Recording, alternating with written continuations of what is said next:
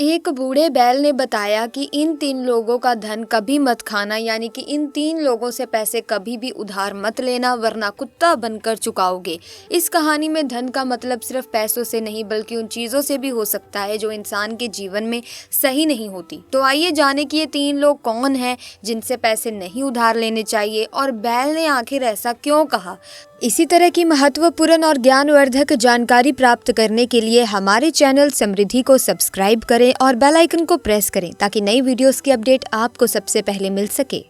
प्यारे दोस्तों, बहुत पुराने समय की बात है जब एक रायपुर नामक शहर था। उस रायपुर नामक शहर में रामजीव सेठ रहा करता था। रामजीव सेठ बहुत बड़ा पैसे वाला था। सेठ चारों दिशाओं में प्रसिद्ध था। उसके पास बहुत धन दौलत थी। सेठ के घर में किसी बात की कोई कमी नहीं थी। सेठ के पास इतना धन और पैसा था कि सेठ लोगों को ब्याज पर धन देता था। उसने एक नियम भी बना रखा था कि कोई भी व्यक्ति उससे कर्ज ले सकता है और सेठ कर्जा भी 2 तरह का देता था। एक तो इसी जन्म में लौटाने के लिए और दूसरा अगले जन्म में लौटाने के लिए। चाहे कोई कितना भी पैसा सेठ से उधार ले जा सकता था। सेठ कभी पैसे देने से इनकार नहीं करता था। और आप तो जानते ही हैं इस दुनिया में कैसे कैसे लोग रहते हैं। अगर किसी को ये पता लग जाए कि ये आदमी अगले जन्म के लिए कर्ज दे रहा है तो फिर उसके पास पैसे लेने वालों की भीड़ लगी रहेगी। चोर और बेईमान लोग पैसा लेने में कमी नहीं रखेंगे। सेठ के द्वार पर हर रोज पैसे लेने वालों की लाइन लगी रहती थी। लोगों को लगता था कि सेठ के पास बहुत पैसा है और सेठ बिल्कुल ही महामूर्ख आदमी है, इसीलिए सेठ अपने धन को अगले जन्म की कहकर लौटा रहा है। कोई ईमानदार स्वभाव का होता तो वो इसी जन्म में लौटाने की बात कहकर सेठ से पैसे उधार ले जाता था और जो बेईमान लोग थे वो अगले जन्म की कहकर सेठ से पैसे उधार लेते थे। उनको लगता था कि सेठ तो महामूर्ख है। अब आज के जमाने की देखे तो लोग इस जन्म में भी पैसे लौटाने की नहीं सोचते हैं। अगले जन्म में भला कौन इसे देने आएगा, ये तो पागल है जो अगले जन्म की आस लगाए बैठा है। अब तो मित्रों, अगर किसी को किसी चीज की आवश्यकता पड़ती थी तो वो फौरन सेठ के दरवाजे पर पहुंच जाता था और सेठ भी बड़ा उदार हृदय का था। उसने 2-4 मुनीम अपने पास इसी कार्य के लिए ही बैठा रखे थे कि जो कोई भी पैसे लेने आए उसे पैसे दिए जाए। कोई भी उसके दरवाजे से निराश नहीं जाना चाहिए। मुनीम कर्ज लेने वाले की मांग के अनुसार उसे पैसे दे देते थे। कर्ज लेने वाले से सेठ एक ही बात पूछता था कि ये पैसा इसी जन्म में चुकाओगे या अगले जन्म में। ज्यादातर लोग अगले जन्म की कहकर पैसे ले जाते थे। सेठ के मुनीम पैसे लेने वाले का नाम पता सब अपने रजिस्टर में चढ़ा लेते थे। अब ऐसे मौके का फायदा भला कौन नहीं उठाएगा। लोग अपना नाम पता खुशी खुशी सेठ के रजिस्टर में लिखवा जाते थे और उसे मुंह मांगा पैसा ले जाते थे। सेठ को इस बात से कोई फर्क नहीं पड़ता था कि कोई उन्हें पैसा लौटाने आएगा कि नहीं आएगा। इसी तरह सेठ का काम निरंतर चलता रहा। अब देखिए, किसी गाँव में 2 व्यक्ति रहते थे। दोनों व्यक्ति कोई काम धाम तो करते नहीं थे। उनका काम था जुआ और सट्टा खेलना, चोरी और बेईमानी करना। वे दोनों इतने हराम खाओ थे, कभी कहीं पर भी काम करने नहीं जाते थे। 20 सालों से उन्होंने कभी कोई काम नहीं किया था। वे हमेशा चोरी डकैती करने में लगे रहते थे। एक दिन उन्होंने कुछ लोगों के मुंह से सुना। लोगों ने कहा, अरे भाई, तुम कहाँ इन गरीब लोगों का धन लूटते रहते हो? तुम रामजीव सेठ के पास क्यों नहीं चले जाते? वो तो लोगों को मुंह मांगे पैसे उधार देता है। अगर तुम्हें पैसा लौटाना है तो इसी जन्म की कहकर ले आना, अगर नहीं लौटाना है तो अगले जन्म की कहकर पैसे ले आना। सेठ दोनों तरह से पैसे उधार देता है। रामजीव सेठ के बारे में सुनकर वे दोनों चोर बड़े खुश होते हैं। उन्होंने विचार किया कि इससे अच्छी बात क्या हो सकती है। सेठ जब अगले जन्म के लिए ब्याज पर पैसे उधार देता है तो क्यों ना हम दोनों को चलकर इस सेठ से खूब सारे पैसे उधार ले लेने चाहिए। चलो चलते हैं। कम से कम 5-5 लाख रुपए उसे उधार लेकर आएंगे ताकि हमारे 5 से 10 साल बड़े आराम से निकल जाएं। तो दोस्तों, इस तरह से दोनों दोस्तों ने विचार किया और विचार करने के बाद वे दोनों सेठ के घर को चल पड़े। घर वाले उनकी कोई चिंता फिक्र नहीं करते थे क्योंकि वो दोनों शुरू से ही आवारा किस्म के थे। प्रिय दोस्तों, पहले पैदल का जमाना था। चलते चलते दोनों रायपुर आ जाते हैं और रायपुर आकर के सेठ के पास पहुंच जाते हैं। उसके बाद सेठ से कहने लगे, अरे सेठ जी, हमने तुम्हारा बड़ा नाम सुना था और हम पर बड़ी गरीबी चल रही है। बच्चे भूखे प्यासे मर रहे हैं। हमें पैसों की बहुत बड़ी आवश्यकता है। क्या हमें पैसे उधार मिल सकते हैं? सेठ कहने लगा, हाँ हाँ, क्यों नहीं, जितने मर्जी चाहो उतने पैसे ले सकते हो। तुम घबराओ मत, बताओ तुम्हें कितने पैसे चाहिए। अब सेठ की बात बात सुनकर वे दोनों चोर कहने लगे कि देखो सेठ जी, हमें इस जन्म के लिए तो पैसे नहीं चाहिए, हम तो अगले जन्म में पैसा लौटा पाएंगे। सेठ जी कहने लगे, हाँ हाँ कोई बात नहीं, आप अगले जन्म के लिए ले जाओ, हम कब मना कर रहे हैं। आप बताइए तो सही कितने पैसे चाहिए आपको, हम तो अगले जन्म के लिए भी पैसे देते हैं। इस प्रकार सेठ की बात सुनकर वे दोनों ही मन बड़े खुश होते हैं, बड़े प्रसन्न होते हैं और आपस में विचार करने के बाद कहने लगे, सेठ जी ज्यादा नहीं, बस 5-5 लाख रुपए हम दोनों को दे दीजिए ताकि हमारे बच्चों का पालन पोषण हो सके।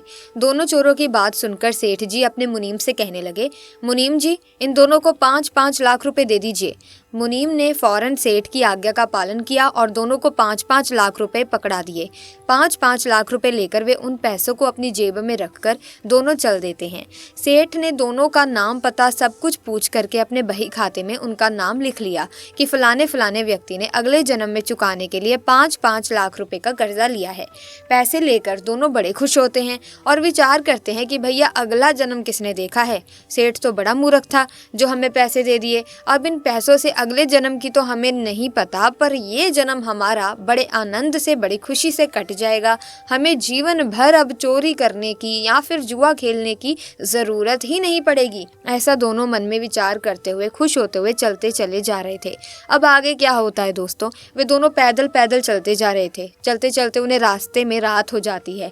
फिर उन्हें एक गाँव दिखाई देता है। वे सोचने लगे कि चलो इसी गाँव में आज की रात गुजारेंगे। जब वो गाँव में पहुंचे तो गाँव में उन्होंने रुकने की कोशिश की, परंतु वहाँ किसी ने उन्हें रुकने के लिए नहीं कहा, क्योंकि वो दोनों देखने में ऐसे लग रहे थे कि दोनों कोई बदमाश हो और उनको ये भी डर सता रहा था कि उनके पास इतने सारे रुपए हैं, कोई उनसे उनका रुपया ना छीन ले। फिर काफी सोच विचार के बाद उन्होंने वहाँ रुकने का ही फैसला किया। अब दोस्तों गांव से बाहर एक तेली का घर पड़ता था। वो उस तेली के घर के दरवाजे पर जाकर उसे कहने लगे कि भैया हम तुम्हारे यहाँ रुकना चाहते हैं, आज की रात कट जाएगी तो सुबह हम यहाँ से चले जाएंगे। भाई हम तुम्हारा खाना भी नहीं खाएंगे, केवल सोने के लिए हमें बिस्तर दे देना और एक चारपाई। तेली कहने लगा, भाई मेरे पास एक ही चारपाई है, एक काम करो मेरे तबेले पर एक खाट पड़ी हुई है और वहाँ मेरा एक बैल और एक भैंस बंधा हुआ है, तुम जाओ जाकर आराम से बाहर सो जाना और मेरे पशुओं की रखवाली भी करते रहना। वे दोनों उस तेली के तबेले में रुकने के लिए चले जाते हैं। जब दोनों मित्र उस तबेले में रुक जाते हैं तो तेली तो अपने घर को चला जाता है और इधर वो दोनों चोर उस तबेले में पड़ी खाट पर सो जाते हैं। परंतु दोनों को नींद नहीं आ रही थी, क्योंकि दोनों के पास काफ़ी पैसे थे और उन्हें डर लग रहा था कि कोई उनसे उनके पैसे छीन ना ले जाए। इसीलिए दोनों जागते हुए आपस में बात कर रहे थे। इस प्रकार मित्रों रात्रि के 12 बज जाते हैं। उधर उस तबेले में एक भैंस और एक बैल जो बंधा हुआ था, वो भैंस कहता है, अरे भाई बैल, तुम सो रहे हो या जाग रहे हो? देखो मेरी बात ध्यान से सुनो, मेरा और तुम्हारा बस आज रात तक का ही संग है, कल सुबह मैं तुम्हें छोड़कर चला जाऊंगा। बैल बोला, क्या कह रहे हो, तुम हमें छोड़कर चले जाओगे? भला क्यों चले जाओगे? तब वो भैंस कहता है, देखो भैया, मैंने पहले इस तेली से कर्जा लिया था और उस कर्ज को मैं चुका नहीं पाया, तो देखिए मुझे तेली के यहाँ भैंसा बनना पड़ा और इसने आज मेरी कोड़े मार मार कर ये हालत बना दी है। मुझसे एक एक पैसे की वसूली ब्याज सहित की है। मैंने इससे इतना कर्जा लिया था, उसका 1000 गुना पैसा इसने मुझसे वसूल किया है और अब मेरा जो कर्ज था वो बिल्कुल चूक गया है। मैं अब इस तेली के कर्ज से मुक्त हो गया हूँ और प्रातःकाल में तेली के घर एक सानी चारा खाऊंगा और चारा खाने के बाद मैं यहाँ से चला जाऊंगा, उसके बाद मैं शरीर छोड़ दूंगा। हे बैल भैया, हमारे साथ बस इतना ही लिखा था। भैंस की बात सुनकर बैल कहने लगता है कि बात तो तुम्हारी ठीक है, हे भैया तुम तो मुक्त हो गए, वैसे चलूंगा तो मैं भी, यदि 2-4 घंटे तुम और रुक जाओ तो मैं भी इस तेली के कर्ज से मुक्त हो जाऊंगा। मुझे इसकी एक घनी सरसों की पिराई करनी है, मुझे इसका कोल्हू 4 घंटे और चलाना है, उसके बाद एक कसाई आएगा और उस कसाई पर मेरे पूर्व जन्म के रुपए चाहिए थे, मेरे पैसे देकर वो मुझे खरीदेगा और ये तेली उन पैसों को ले लेगा और पैसे जैसे ही तेली लेगा तो मैं इस तेली के कर्ज से मुक्त हो जाऊंगा, क्योंकि मैंने भी पूर्व जन्म में इस तेली से कर्जा लिया था। मैंने इसका पूरा कर्ज चुका दिया था, क्योंकि कुछ तो इसने मुझसे काम करवा कर इसका जो कोल्हू चलाया है उससे वसूल किया है और शेष बचे हुए पैसे वो कसाई दे जाएगा और मैं थोड़ी दूर दूर कसाई के साथ चलूँगा और उसके बाद मर जाऊँगा। मित्रों, ये बात उन दोनों मित्रों ने जब सुनी तो वो सोचने लगे, ये क्या बात है, हमें देखना चाहिए। इधर जब प्रातःकाल होता है, जब दिन निकला तो तेली आता है और तेली ने आने के बाद उन दोनों को खाने को चारा डाल दिया। भैंसे ने चारा खाया और चारा खाने के बाद वो भैंस वहीं पर गिर जाता है, उसकी मौत हो जाती है। दोस्तों, अब भैंस जब मर जाता है तो तेली बड़ा दुखी होता है कि हाय मेरा भैंसा मर गया। उधर भी दोनों चोर आपस में विचार करते हैं कि अरे भाई, बात तो बिल्कुल ठीक निकली, जैसा हमने रात को सुना था उसी हिसाब से ये घटना घटी है। इसका मतलब इस भैंस ने तेली से कर्ज लिया था। अब सवाल ये है कि क्या ये बैल भी मरेगा? चलो इसको भी देखते हैं। अब दोनों चोर वहां पर रुक कर देखने लगते हैं। इधर तेली ने बैल को कोल्हू में लगाया और 23 घंटे उस बैल से अपना कोल्हू चलवाया। फिर कुछ देर के बाद एक कसाई आता है। कसाई ने तेली से कहा, अरे भाई, क्या तुम अपने बैल को बेचोगे? तेली ने कहा, हाँ भाई, मैं इस बैल को बेच दूंगा। कसाई ने पूछा, तो बताओ कितने पैसे लोगे? अब तेली कसाई को बैल की कीमत बताता है। तेली ने जितने पैसे मांगे थे, कसाई ने उतने पैसे देकर उस बैल को खरीद लिया और वो बैल को खरीद कर उसे लेकर जाने लगता है। उधर वे दोनों मित्र कहने लगे, देख भाई, बैल ने कहा था कि कसाई आएगा, कसाई आ भी गया और तेली ने बैल बेच भी दिया। अब हम इसके पीछे पीछे चलते हैं और देखते हैं कि रास्ते में ये बैल मरेगा कि नहीं। मित्रों, जैसे ही वो कुछ दूर तक उस कसाई का पीछा करते हैं तो गाँव से बाहर निकलकर जैसे ही गाँव की सीमा को पार किया, वैसे ही बैल पछाड़ खाकर गिर जाता है और बैल मर जाता है। प्रिय मित्रों, अब तो उन दोनों मित्रों के पैरों तले जमीन ही खिसक जाती है। दोनों आपस में बातें करने लगते हैं कि भैया, बात बिल्कुल सच हो गई। उस भैंस ने तेली से कर्जा लिया था, इसीलिए वो तेली के घर का हिस्सा बना और तेली के पैसे चुकाकर मर गया। उसी तरह बैल ने भी कर्जा लिया था। जब वो पूर्व जन्म में कोई मनुष्य होगा, वो भी तेली का पैसा चुकाकर मर गया। इससे सिद्ध होता है कि अगर कोई किसी का पैसा खाता है तो उसे बैल या भैंस बनकर चुकाना पड़ता है।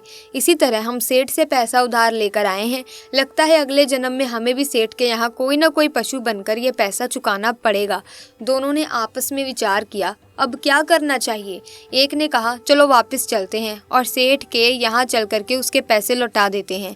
सेठ जब पूछेगा कि पैसे क्यों लौटाने आए हो, तो उससे कह देंगे कि हमारे पास पैसों की व्यवस्था हो चुकी है, आप अपने पैसों को जमा कर लीजिए। इस प्रकार वे दोनों सेठ के पास चल देते हैं और वापस रायपुर रामजीव सेठ के पास आ जाते हैं। सेठ के पास पहुंचे तो सेठ ने उन्हें देखकर कहा, तुम लोग वापस क्यों आ गए हो, क्या बात है? तब दोनों चोर कहते हैं, सेठ जी, थोड़ी देर पहले हम आपसे जो पैसे ले गए थे उन पैसों को वापस करने आए हैं। दरअसल हमारे पास और कहीं से पैसों की व्यवस्था हो गई है। अपने पैसे वापस लेकर उसे रजिस्टर से हमारा नाम काट दीजिए। मित्रों, सेठ जी ने अपना बही खाता देखा तो बही खाते में लिखा था कि अगले जन्म के लिए पैसे उधार लिए थे। तो सेठ जी कहने लगे, भाई, यदि इस जन्म के लिए तुम पैसे उधार ले जाते तो मैं ये पैसे लेकर उन्हें जमा कर लेता, परंतु तुमने तो पैसे उधार लिए हैं। अब तो मैं इन पैसों को जमा नहीं कर सकता। अब तुम्हें ये पैसे अगले जन्म में ही चुकाने पड़ेंगे। जब ये बात सेठ की सुनी तो उन्होंने सेठ से फिर कहा कि नहीं सेठ जी, आपको ये पैसे लेने पड़ेंगे। अब तो सेठ उन पैसों को लेने से साफ इनकार कर देता है और वो दोनों जबरदस्ती उन पैसों को देना चाहते थे। काफ़ी मिन्नतें करने के बाद भी सेठ ने वो पैसे नहीं लिए। अब तो निराश होकर दोनों अपने घर की ओर लौट कर जाने लगते हैं और विचार करते जा रहे हैं कि हमें इस सेठ का बैल बनना पड़ेगा और ये सेठ डंडे मार मार कर 11 पैसे का हमसे हिसाब बराबर करेगा। अब हम क्या करें, हमने तो सेठ का कर्जा लेकर मुफ्त में ही मुसीबत पाल ली। दोनों सोचते हुए अब चलते जा रहे थे। मित्रों, जब चलते चलते एक जंगल में पहुंचे और उस जंगल में एक चौराहा था। उस चौराहे पर दोनों लोग एक वृक्ष के नीचे बैठ जाते हैं और विचार करते हैं कि हमें सेठ के यहाँ जन्म लेना पड़ेगा और सेठ ना जाने कितनी हमें यातनाएं देगा और तब ये हमसे पैसा वसूलेगा। दोनों आपस में विचार कर रहे थे, तभी एक चोर बोला कि भैया, मेरे दिमाग में एक युक्ति आई है। हम एक काम करते हैं, जितना भी 10 लाख रुपया हमारे लिए सेठ ने दिया है उससे इस जंगल में देखिए कहीं भी पानी का कोई साधन नहीं है, यहाँ एक सुंदर तालाब बनवा देते हैं। दूसरा कहने लगा, भाई बात तो तुम अच्छा कह रहे हो। इस प्रकार दोनों ने विचार विमर्श करके फैसला कर लिया कि हम सेठ के इस कर्ज से, इस पैसे से यहाँ पर एक बड़ा सा तालाब बनवाएंगे। और फिर क्या था, उन्होंने पड़ोस के गांव से मजदूर बुला लिए और बाहर एक तालाब की खुदाई शुरू करवा दी। कुछ ही समय में उन्होंने एक बहुत ही सुंदर तालाब का निर्माण करवा दिया। तालाब के चारों ओर हरे भरे पेड़ पौधे लगवा दिए, चारों तरफ सुंदर सुंदर सीढ़ियां बना दी, तालाब नीचे से पक्का करवा दिया और चारों ओर से उसे कपाट रखा। उस तालाब के पास एक अपने लिए रहने को कोठरी बनवा ली, अर्थात वो एक कमरे का निर्माण करवा लिया। अब क्या था, वे दोनों उसी तालाब के किनारे इस कमरे में रहने लगे। मित्रों, सेठ के यहाँ से जितने पैसे लेकर आए थे वे सारा पैसा उन्होंने उस तालाब में लगवा दिया। अब कुछ दिन के बाद जब वर्षा ऋतु आती है तो चौराहा तो वहाँ पर था ही। होता क्या है, बरसात का पानी चारों तरफ से आता है और वहाँ तालाब पानी से लबालब भर जाता है। कुछ समय बाद में जो गंदगी आई थी वो गंदगी धीरे धीरे बैठ जाती है और तालाब में बिल्कुल स्वच्छ पानी हो जाता है। धीरे धीरे उस तालाब का पता इधर उधर के गाँव के लोगों को पड़ा तो वे लोग अपने पशुओं को उसमें पानी पिलाने के लिए लाने लगे। परंतु वो दोनों चोर जिन्होंने तालाब बनवाया था एक लाठी लेकर के उस तालाब की सुरक्षा करने लगे और जो भी कोई पानी पिलाने आता था उसे दूर से ही भगा देते थे। भाई साहब, इस तालाब में पानी पीना और पिलाना सख्त मना है, ये हमारे सेठ जी का आदेश है। मित्रों, उन्होंने तालाब के किनारे एक बड़ा सा बोर्ड लगा रखा था और उस बोर्ड पर तालाब के मालिक के रूप में उसी रामजीव सेठ का नाम लिखवा दिया था, क्योंकि वो उस सेठ के पैसों से ही तो तालाब बनवाया था। श्रोताओं, अब तो इसकी सूचना आसपास के गाँव में फैल जाती है कि एक इतना सुंदर तालाब सेठ ने जंगल में बनवाया है और उसमें बहुत सुंदर पानी है, परंतु उस पर 2 पहरेदार रहते हैं। वे दोनों पानी नहीं पीने देते हैं। जो भी व्यक्ति आता है, जो भी पशु आते हैं, वो उन्हें पानी पीने से पहले ही भगा देते हैं। गांव वालों के मन में विचार आया कि ऐसा करते हैं, 10-20 व्यक्ति मिलकर चलते हैं कि वो हमें पानी क्यों नहीं पीने दे रहे। हमारे पशु अगर इसमें पानी पी लेंगे तो क्या बिगड़ जाएगा। अगर किसी को पानी नहीं पीने देना है तो फिर ये तालाब ही क्यों बनवाया। अब तो मित्रों 10 से 20 आदमी उस पड़ोस के गाँव से मिलकर उन दोनों के पास आते हैं और कहने लगे कि भाइयों, एक बात बताओ, तुमने इतना सुंदर तालाब बनवाया है, इसमें आपने 10 से 20 लाख की लागत लगाई है, फिर भी आप इसमें पानी क्यों नहीं पीने देते। तो वे दोनों चोर कहने लगे, भाई ग्राम वासियों, हमारे कोई कमी नहीं है, हम तो रायपुर के रामजीव सेठ के नौकर हैं। ये तालाब तो रायपुर के रामजीव सेठ ने बनाया है और उसका आदेश है कि किसी को पानी नहीं पीने दिया जाएगा। अब जब मालिक का आदेश नहीं है तो हम क्या कर सकते हैं। कुछ गाँव के लोग कहने लगे, ये तो गलत बात है।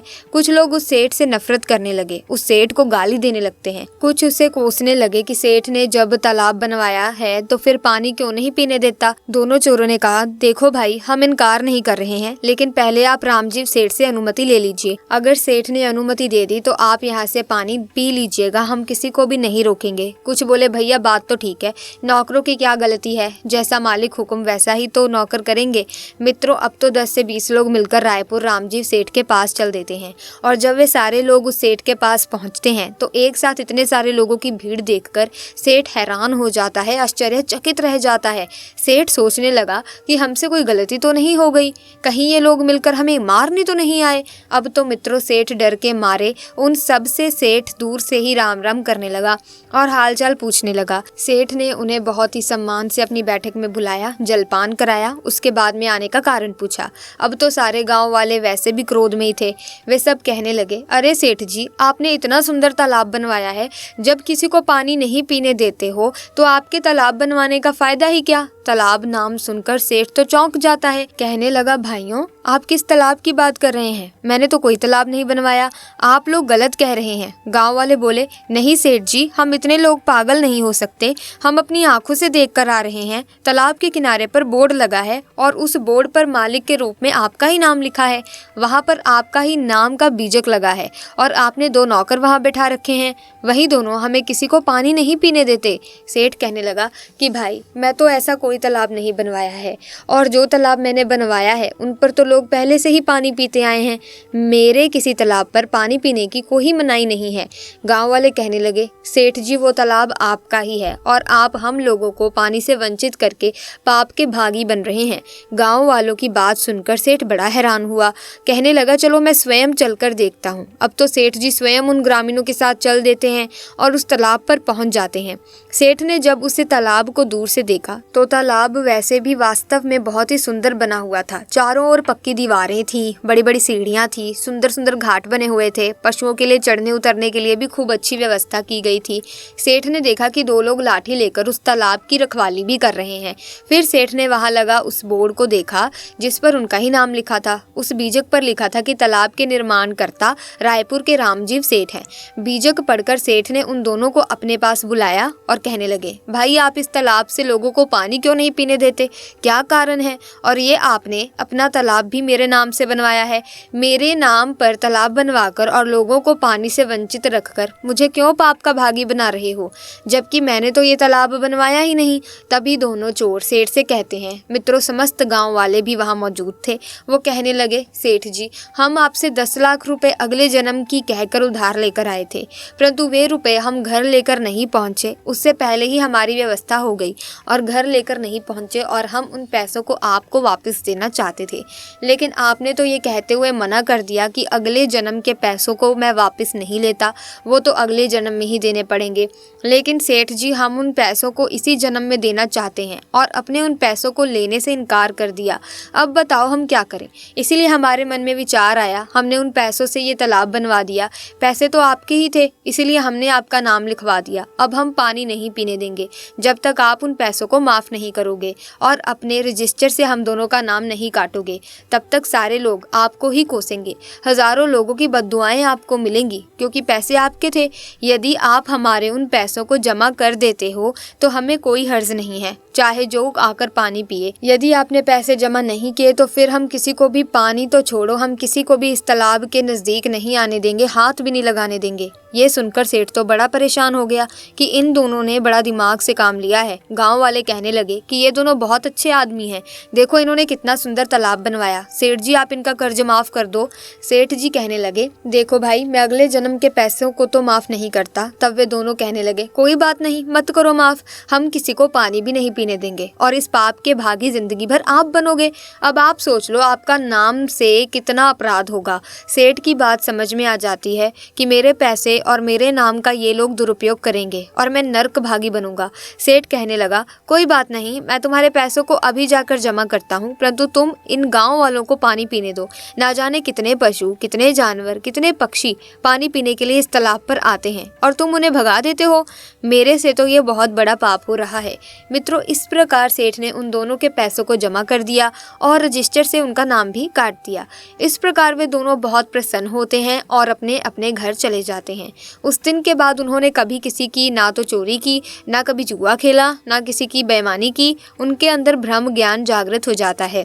इस कहानी का मूल्य उद्देश्य ये है कि अगर हम किसी का एक पैसा भी मुफ्त का खाते हैं तो वो हमें किसी न किसी रूप में चुकाना ही पड़ता है। अगर हम किसी के धन की बेईमानी कर लेते हैं तो याद रखना, उस धन को पता नहीं उसने कैसे कमाया था।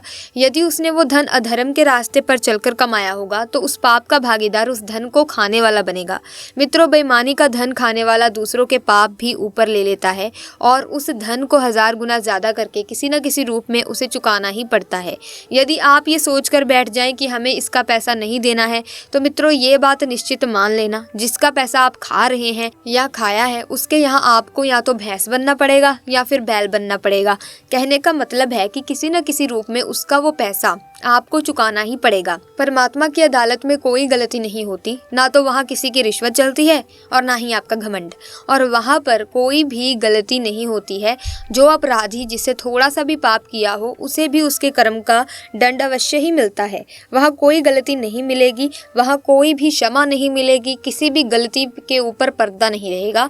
इसीलिए मित्रों, आपसे निवेदन है कि किसी का एक पैसा भी मत खाना। हो सके तो तुम्हारे पैसे भले कोई और खा जाए, आप सिर्फ ईमानदारी से रहिए। यदि आपने किसी के पैसे खाए हैं, नियत खोटी की है, तो दोस्तों ये पक्का मान लेना कि आपको उसके पैसे चुकाने ही पड़ेंगे, वो भी ब्याज सहित। पाप का धन साधन तो देता है पर सुख चैन भी छीन लेता है, अंदरूनी खुशी नष्ट कर देता है और एक दिन ऐसे मूर्ख आदमी का पतन हो ही जाता है। इन 3 लोगों का पैसा कभी मत खाना, वरना बैल बनकर चुकाना ही पड़ेगा। नंबर 1, चोरी, बेईमानी और ठगी का पैसा कभी मत खाना। नंबर 2, किसी मंदिर या देवस्थान पर चढ़ा हुआ पैसा कभी भी मत खाना। नंबर 3, रिश्वत का पैसा कभी भी मत खाना। मित्रों, जो इन 3 स्थान का पैसा खाता है उसका सर्वनाश होना निश्चित है। वे लोग ये सोच रहे होंगे कि हम तो 20 साल से इनका पैसा खा रहे हैं, हमारा तो कुछ नहीं बिगड़ा। आप चिंता ना करें, निश्चित रूप से आपका बेड़ा गर्क हो, इस जन्म में ना हो तो अगले जन्म में अवश्य होगा, लेकिन बुरा जरूर होगा। हिसाब देना ही पड़ता है, कर्मों का फल हमेशा मिलता है। आप इंसानों से झूठ बोल सकते हैं लेकिन उस परमात्मा से उस भगवान से किस तरह से झूठ बोलेंगे, किस तरह से अपनी गलतियों पर पर्दा डालेंगे। सो अपना हिसाब किताब लगाकर ही किसी से बुरा व्यवहार करें, किसी का पैसा खाएं या किसी के साथ ठगी करें, क्योंकि सबको हिसाब देना पड़ता है। यहाँ की अदालत में ना सही, लेकिन ऊपर भगवान की अदालत पर तो जवाब आपको देना पड़ेगा। किसी भी तरह की कोई गुंजाइश नहीं है कि आप इन सब चीज़ों से बच जाएंगे। सो अच्छे काम करें, नेकी के रास्ते पर चलें, मेहनत की कमाई खाएं, तो आप दोस्तों खुशी खुशी अपना जीवन व्यतीत कर सकते हैं। फिलहाल के लिए आज की इस वीडियो में बस इतना ही। आपने इस कहानी से क्या सीखा, आप कमेंट सेक्शन में हमें ज़रूर बताएं। वीडियो अच्छी लगी हो तो लाइक करें, शेयर करें, चैनल को सब्सक्राइब करके बेल आइकन को प्रेस कीजिए ताकि तमाम नए वीडियोस की अपडेट मिलती रहे। धन्यवाद।